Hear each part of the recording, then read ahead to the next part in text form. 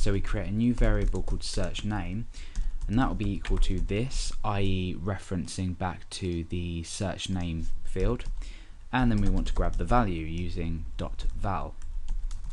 So every time we have a key up, we then want to search for the search name variable inside of this li here, so inside this names unordered list, and we want to search for each li. So we need to use a selector hash names, obviously because the ID of the unordered list is names, and then we want to say space li, and then inside of this we want to say colon contains, and then in brackets we want to have a value. So I'm actually going to go ahead and change these single quotation marks on the outside to double quotation marks, and on the inside here is the value that we're searching for, and this will only select the li elements inside of our names unordered list where this value is contained.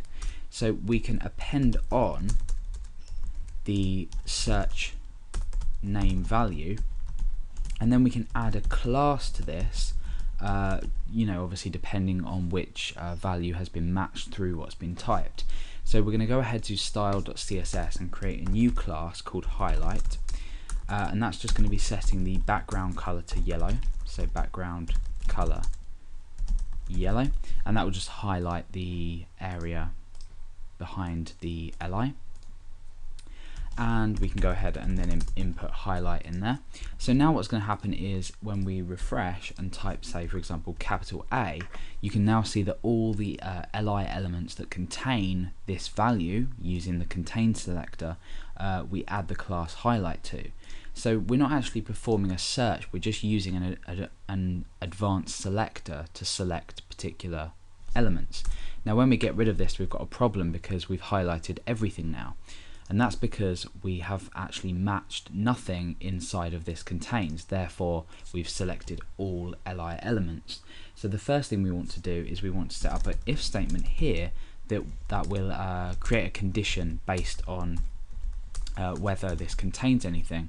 So what we want to do is say if search name doesn't equal nothing. So if it doesn't equal nothing, then we can perform the search. The only problem is now that if we were to say for example type A and then back again, that's fine, but when we type a space, we have the problem that it highlights everything again. So around search name we use jQuery.trim, and this will just trim white space from the left and the right hand side of the string. So now we can do as many spaces as we want inside of this box, as well as typing characters, going back again, and obviously we don't get the highlighting everything effect. Now the only other issue here is that when we do return to nothing, the class is not removed. So just before we actually add this class, we want to go ahead and remove this class beforehand. So let's just pull everything up to make it look a bit neater. And here what I want to do is I want to select use a selector with names and all li elements, and I want to remove the class highlight from these. And what that will do is every time we have a key up, it will remove the class and then add the class if necessary. So we'll get a more streamlined effect of highlighting each element. So if I was to type A and then a backspace, obviously that a backspace and nothing in here has matched, so we've removed the class and we haven't then gone on to add another class. If I then type Alex, it highlights Alex.